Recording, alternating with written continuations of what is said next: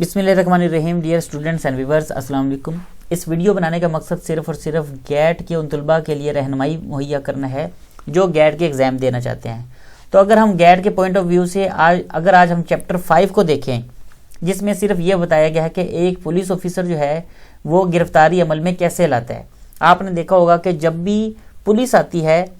तो वो किसी भी बंदे को अगर गिरफ्तार करना चाहती है तो दो ही तरीके हैं, एक या तो वारंट लेकर आएगी, दूसरे नंबर पे बगैर वारंट के। तो आज हम इस लेक्चर में देखेंगे कि किन हालात में पुलिस ऑफिसर बगैर वारंट के गिरफ्तार कर सकता है और वो कौन सी सूरत हाल है जिसमें वारंट की ज़रूरत रहती है। तो ये दो कंडीशनें आज हम देखेंगे और इस चैप्टर को समझने के लिए डियर स्टूडेंट्स आप इसको दो हिस्सों में तकसीम कर लें। एक हिस्सा वो जिसमें बगैर वारंट के गिरफ्तार किया जाएगा और एक पोर्शन वो जिसमें वारंट के साथ गिरफ्तार किया जाएगा, यानी कि जब तक वारंट नहीं होगा आप किसी को गिरफ्तार नहीं कर सकते।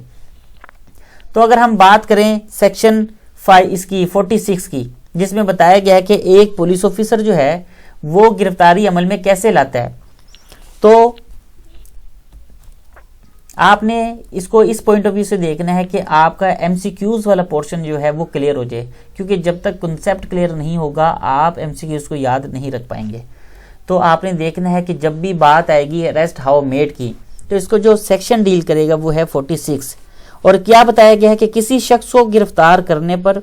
पुलिस ऑफिसर मुतलका शख्स के जिस्म को हाथ तक नहीं लगाएगा या ज़रूरत पड़ने पर इसे कैद भी कर सकता है। यानी कि अगर कोई बंदा बोलकर या इशारतन ये कह देता है कि जी मैं अपने आप को पुलिस के हवाले करने के लिए तैयार हूँ, तो वो पुलिस जो है उसको हाथ नहीं लगाएगी। लेकिन अगर मामला ऐसा है कि पुलिस को ये लगता है कि ये बंदा मुज़ाहमत करने पर भाग सकता है या कोई सस्पेक्टेड है, तो पुलिस ऑफिसर उसे पकड़ने के लिए कोई भी हरबा इस्तेमाल कर सकती है। और इसमें पॉइंट 2 बताया गया है रेजिस्टिंग, यानी कि इसमें वो ये बताता है कि अगर कोई ऐसा बंदा जो मुज़ाहमत करे या सजाए मौत या उम्र कैद के मुजरिम के अलावा इस सेक्शन के तहत किसी भी मुलजम को जान से मारने का हुक्म नहीं है, तो वो उसको अरेस्ट कर सकता है। सिंपल इस सेक्शन में दो बातें कि अगर कोई बंदा बोलकर इशारतन ये कह दे कि जी मैं खुद को आपके हवाले पुलिस के हवाले करने के लिए तैयार हूँ, ठीक है, तो इसमें पुलिस फिर हाथ नहीं लगाएगी। पॉइंट 2 में ये कहता है कि अगर कोई बंदा मुज़ाहमत करता है या भागने की कोशिश करता है तो फिर पुलिस जो है उसको वो पकड़ने के लिए कोई भी हरबा इस्तेमाल कर सकती है। तीसरे नंबर पे वो ये कहता है कि वो उसको जान से नहीं मारेगी, वो उसको सिर्फ पकड़ने के लिए उतनी ही मुज़ाहमत करेगी जितनी ज़रूरी है, सजाए मौत या उम्र कैद के मुजरिम के अलावा। अब अगर हम बात करें सेक्शन 47 की, search of place by person sought to be arrested, तो इसमें वो ये कहता है कि गिरफ्तारी करते वक्त अगर कोई शख्स या पुलिस ऑफिसर को इस बात का यकीन हो कि मुलजम किसी जगह घुस गया है या छुप के बैठ गया है, तो वो अंदर मौजूद है या ऐसी जगह जहां पर रिहाइश है किसी की, तो मुलजम के लिए ज़रूरी है कि पुलिस को बगैर किसी मुज़म्मत के अंदर आने की इजाज़त दे दी जाए। और किस काम के लिए? तलाशी लेने के लिए। फ़र्ज़ कर लो कि पुलिस ऑफिसर जो है किसी मुजरिम को गिरफ्तार करने जाता है और वो भागकर किसी और घर में छुप जाता है। अब पुलिस को ये यकीन तो है कि वो अंदर बैठा है, तो अब उस घर में उसके लिए ज़रूरी है कि वो उसको तलाशी लेने की इजाज़त दें, उसको अंदर आने की इजाज़त दें, उसके लिए रुकावट खड़ी ना करें। अब अगर हम बात करें सेक्शन 48 की, जिसमें बताया गया है procedure where ingress not obtainable, अगर सेक्शन 47 के तहत ऐसी जगह जहां मुलजम छुप गया है और मुलजम के फरार होने का खतरा भी है, तो वारंट के साथ गिरफ्तारी करने वाले पुलिस ऑफिसर के लिए ज़रूरी है कि मुतालबे के बावजूद उस जगह में अगर अंदर जाने की इजाज़त ना दी जाए तो वो मकान का दरवाज़ा या कोई खिड़की वगैरह तोड़कर दाखिल हो सकता है और तलाशी भी ले सकता है। मगर इसमें एक छोटी सी शर्त है कि फ़र्ज़ करो जिस घर में वो बंदा छुपा है और वो घर जो है वहाँ सिर्फ ख़वातीन है, ख़वातीन रहायश पजीर हैं, तो और वो ख़वातीन भी पर्देदार हैं और उनका केस के साथ कोई ताल्लुक़ नहीं है, तो उसके लिए ज़रूरी है कि वो उनको हदायत या इतला करेगा कि वो किसी और जगह पर मुंतकिल हो जाए, हम यहाँ की तलाशी लेना चाहते हैं, यानी कि इजाज़त ज़रूर तलब करेगा। बगैर इजाज़त के वो अंदर तलब नहीं हो सकता, यानी अंदर नहीं जा सकता तलाशी के लिए। अब अगर हम बात करें सेक्शन 49 की, power to break open doors and windows for purpose of liberation, अब सेक्शन 49 में क्या कहता है, कोई भी पुलिस ऑफिसर या कोई भी दूसरा शख्स जो कानूनी तौर पर गिरफ्तार करने का मिजाज रखता है, इख्तियार रखता है, अगर इन्हें किसी ऐसी जगह पर जहां वो गिरफ्तारी लेने गया था नजर बंद कर दिया गया है, तो उस जगह से बाहर आने के लिए उस जगह के किसी भी दरवाजे या खिड़की वगैरह को तोड़कर बाहर निकल के आ सकता है। फर्ज करो एक पुलिस वाला किसी को गिरफ्तार करने कहीं जाता है और वो मुलजम इतना शातिर होता है कि उसको वो किसी कमरे में या किसी बालकनी में या किसी गराज वगैरह कहीं भी उसको बंद करके भागने में कामयाब हो जाता है। तो वो जो पुलिस ऑफिसर या कोई वो बंदा जो कानूनी तौर पर किसी को गिरफ्तार करने गया था, तो उसके लिए ज़रूरी है या वो अपनी आज़ादी के लिए या अपने आप को बाहर निकालने के लिए वो दरवाजे खिड़कियाँ वगैरह तोड़ के बाहर आ सकता है। अब अगर हम बात करें सेक्शन 50 की, नो अननेसेसरी रिस्ट्रेंट, इसमें सिर्फ यही बताया गया है कि गिरफ्तार करने के बाद सिर्फ उतनी ही मज़ाहमत की जाएगी कि उसे भागने से रोका जा सके, ज़रूरत से ज़्यादा मज़ाहमत नहीं की जाएगी। सेक्शन 51 क्या कहता है, सर्च ऑफ अरेस्टेड पर्सन। अब इसमें वो ये कहता है कि जब भी कोई पुलिस ऑफिसर किसी शख्स के बगैर वारंट के साथ गिरफ्तार शुदा शख्स को किसी भी तौर पर अगर जमानत ना दे सके तो पुलिस ऑफिसर ऐसे शख्स की तलाशी लेगा और अगर तलाशी लेने पे कोई भी अशिया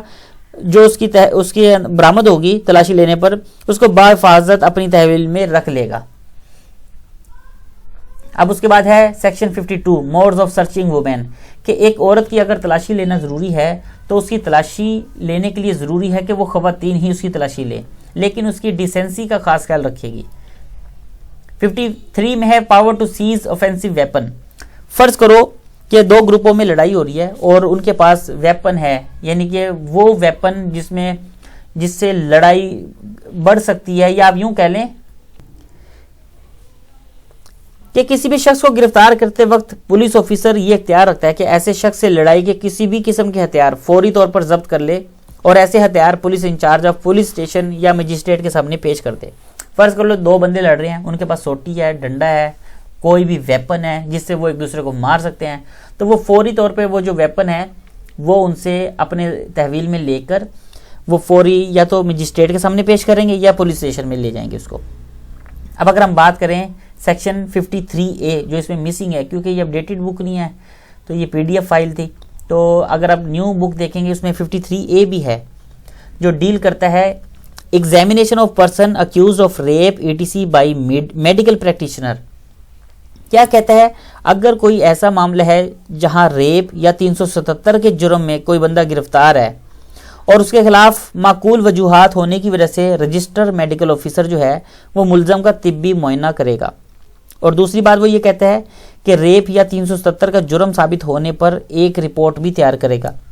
जिसमें मुलजम का नाम, मुलजम की उम्र, किसी जख्म का निशान वगैरह वो मेंशन करेगा और मुलजम के DNA टेस्ट के लिए लिया गया मफाद जो है और दीगर कवाइफ शामिल होंगे और उसके बाद फिर उसको रिपोर्ट बना के फौरी तौर पर तफ्तीशी ऑफिसर को भेजी जाएगी जो कि पब्लिक प्रोसिक्यूटर के जरिए रिपोर्ट मैजिस्ट्रेट के सामने पेश कर दी जाती है। तो ये है सेक्शन 53A। अब अगर हम बात करें सेक्शन 54 की कि व्हेन पुलिस में अरेस्ट विदाउट वारंट, किन हालात में पुलिस जो है बगैर वारंट के गिरफ्तार कर सकती है, तो उसमें तकरीबन 8-9 कंडीशनें बताई गई हैं जिसमें वो बताता है कि कोई भी पुलिस ऑफिसर बगैर वारंट के इन सूरत हाल में गिरफ्तार कर सकता है जिसमें काबिल दस्तंदाजी के जुर्म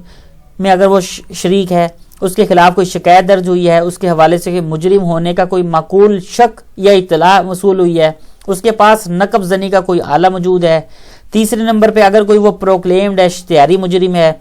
चौथे नंबर पे कोई चोरी का माल खरीदता हो, पुलिस की हिरासत से भागा हुआ हो या पाकिस्तान की मुसल्लह अफवाज से भागा हुआ हो, सातवें नंबर पे पाकिस्तानी हदूद के अंदर या बाहर कोई ऐसा जुर्म करते हुए जो काबिल सजा हो और नजरबंद रखने का हकदार हो, और 8वें नंबर पे बताता है कि सेक्शन 565 के सब सेक्शन 3 की खिलाफ वर्जी करे, और 9 में वो बताता है कि जिसकी गिरफ्तारी के लिए किसी दूसरे पुलिस ऑफिसर की से हदायत वसूल हुई हो। तो ये तकरीबन 8-9 ये तकरीबन सूरत हाल है जिसमें जो पुलिस जो है वो बगैर वारंट के किसी को गिरफ्तार कर सकती है। अब अगर हम बात करें सेक्शन 55 की, arrest of vagabond habitual robbers ETC।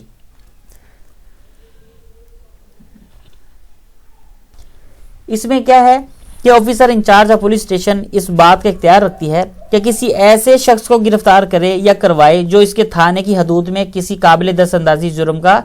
इर्तिकाब करने की नीयत से अपनी मौजूदगी छुपा रहा हो। और दूसरे पॉइंट में वो ये कहता है कि कोई जरिया माश न रखता हो, अपनी मौजूदगी के मुतल्लिक इत्मीनान बख्श जवाब देने का अहल ना हो, जो आदी हो चोरी डकैती नकबजनी वगैरह के हवाले से, और चोरी शुदा माल इरादतन वसूल करता हो, बत्ताखोर हो, इस हवाले से लोगों को नुकसान पहुंचाने का खौफ भी डालता हो। तो ये सेक्शन 55 है। अब अगर हम सेक्शन 56 की बात करें, procedure when police officer depute subordinate to arrest without warrant, इसमें ये कहता है जब कोई पुलिस ऑफिसर चैप्टर 14 के तहत तफ्तीश करते हुए अपने किसी मातहत ऑफिसर से बगैर वारंट गिरफ्तारी करवाना चाहता है तो वो अपने मातहत ऑफिसर को गिरफ्तारी के लिए रिटन ऑर्डर जारी करता है, जिसमें मुल्जिम का नाम पता जुर्म दर्ज होता है और गिरफ्तारी से पहले मुल्जिम को बताएगा कि गिरफ्तार करने की वजह क्या थी, वजूहात भी बताएगा यानी कि। और अगर हम सेक्शन 57 की बात करें, refusal to give name and residence, अब अगर कोई शख्स किसी पुलिस ऑफिसर की मौजूदगी में नाकाबिले दस्तअंदाजी जुर्म का इर्तिकाब करे और पूछने पर अपना नाम पता जाहिर ना करे, बताए ना, तो पुलिस ऑफिसर इसे गिरफ्तार करेगा और दुरुस्त नाम पता मालूम होने तक उसे मचल के यानी बॉन्ड जमा करवाने होंगे, ये इसके लिए ज़रूरी है। और अगर ऐसा शख्स पाकिस्तान का शहरी ना हो तो पाकिस्तान में रिहाइश पजीर जामिन के जरिए से मचल के लिए जा सकते हैं। और पॉइंट 2 की बात करें तो सेक्शन के तहत अगर 24 घंटे के अंदर मुल्जिम का दुरुस्त नाम पता मालूम ना हो सके या मुल्जिम मचलके जमा करवाने में या जामिन लाने में नाकाम रहे तो इसे करीबी मजिस्ट्रेट के सामने पेश कर दिया जाएगा, जो मुकदमा की समाअत का इख्तियार रखता होगा। अब अगर हम सेक्शन 48 की बात करें तो 48 में क्या बताया गया है? 48 में इस चैप्टर के तहत पुलिस ऑफिसर के पास ये इख्तियार है कि किसी मुल्जिम को बगैर वारंट गिरफ्तार करे या पाकिस्तान के किसी भी हिस्सा में इसे मुल्जिम का पता हो तो वो खोज लगाकर उसे गिरफ्तार करने का हक रखता है। 59 की बात करें अगर कि arrest by private persons and procedure on such arrest, इसमें वो ये बताता है कि हर गैर सरकारी शख्स इस बात का इख्तियार रखता है कि नाकाबिले दस्तअंदाजी या गैर जमानती जुर्म करने वाले मुजरिम को या किसी भी इश्तिहारी मुजरिम को गिरफ्तार करके करीबी थाना यानी पुलिस स्टेशन लाया जाएगा। और पॉइंट 2 की अगर बात करें तो इसमें वो बताता है कि सेक्शन 54 अप्लाई हो अगर तो पुलिस ऑफिसर ऐसे मुल्जिम को दोबारा गिरफ्तार कर सकती है। तीसरे पॉइंट में वो ये बताता है कि नाकाबिले दस्तअंदाजी की सूरत में नाम पता गलत बताने पर सेक्शन 57 के तहत कार्रवाई होगी। और पॉइंट 4 की बात करें उसमें सिर्फ यही बताया गया है कि इस सेक्शन के तहत जुर्म साबित होने पर मुल्जिम को फौरी रिहा कर दिया जाएगा। अब अगर हम बात करें सेक्शन 60 की, person arrested to be taken before magistrate और officer incharge of police station, इसमें सिर्फ यही बताता है कि जब भी कोई पुलिस ऑफिसर किसी शख्स को बगैर वारंट गिरफ्तार करे तो उसके लिए जरूरी है कि बगैर ताखीर ऐसे शख्स को ऑफिसर इंचार्ज थाना या मजिस्ट्रेट के सामने पेश कर दे। सेक्शन 61 की अगर बात करें तो person arrested not to be detained more than 24 hours, इसमें यही बताया गया कि किसी भी पुलिस ऑफिसर के पास ये इख्तियार नहीं है कि बगैर वारंट गिरफ्तार होने वाले शख्स को 24 घंटे से ज्यादा हिरासत में रखे, सिवाय अगर कोई खास ऑर्डर हो मजिस्ट्रेट की तरफ से अंडर सेक्शन 167 के तहत। तो ये है सेक्शन 61। अब अगर हम 62 की बात करें तो पुलिस टू रिपोर्ट एप्रीहेंशन है। इसमें वो सिंपल ऑफिसर इंचार्ज जो है आप पुलिस स्टेशन अपने थाने के हदूद में बगैर वारंट होने वाली गिरफ्तारियों की रिपोर्ट जिले नाज़म, डिस्ट्रिक्ट सुपरिटेंडेंट ऑफ पुलिस और डिस्ट्रिक्ट पब्लिक सेफ्टी कमीशन को भेजेगा, चाहे गिरफ्तार शुदा शख्स से जमानत ली है या ना ली हो। अब अगर हम सेक्शन 63 की बात करें तो सेक्शन 63 की है डिस्चार्ज ऑफ पर्सन एप्रीहेंडेड है। तो इसमें वो यही बताता है कि गिरफ्तार शुदा शख्स को मजिस्ट्रेट के हुक्म पर जमानत पर मुचलके जमा करवाए बगैर हरगिज रिहा नहीं करवाया जाएगा। 64 में ये कहता है कि offence committed in magistrate presence, अगर कोई जुर्म या मजिस्ट्रेट के इलाकाई हदूद के अंदर और मजिस्ट्रेट की मौजूदगी में हुआ हो तो वो बजाते खुद मुजरिम को गिरफ्तार कर सकता है या किसी दूसरे शख्स को गिरफ्तारी करने का हुक्म दे सकता है और जमानत के हवाले से हकाम की पाबंदी करते हुए मुजरिम को पुलिस की हिरासत में दे दिया जाएगा। अब अगर हम सेक्शन 65 की बात करें, अरेस्ट बाई और इन प्रेजेंस ऑफ मैजिस्ट्रेट, तो मैजिस्ट्रेट अपने इलाका की हदूद में किसी भी ऐसी गिरफ्तारी का हुक्म जारी कर सकता है जिसके लिए इसे वारंट जारी करने का हक दिया गया हो।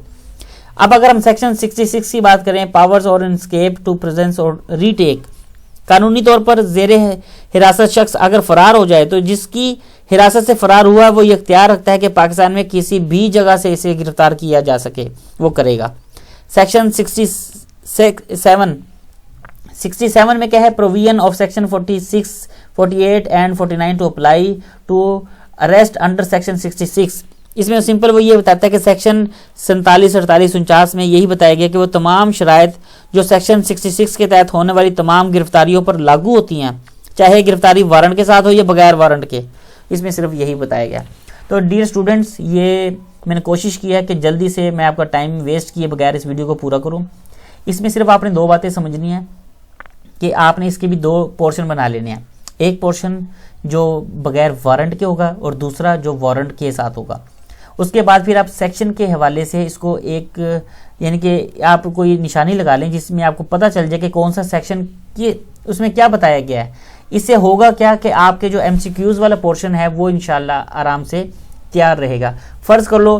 कि अगर वो आपसे ये पूछ लेता है कि वो कौन सा सेक्शन है जिसमें बताया गया है कि एक औरत की जो तलाशी है वो एक औरत ही लेगी, तो अगर आपको इसके सेक्शन का सही पता होगा तो आप आराम से बता पाएंगे। तो वीडियो अगर अच्छी लगी तो सब्सक्राइब जरूर करिएगा। नेक्स्ट वीडियो में इंशाल्लाह हाजिर होंगे। अपना ख्याल रखिएगा। अल्लाह हाफिज़।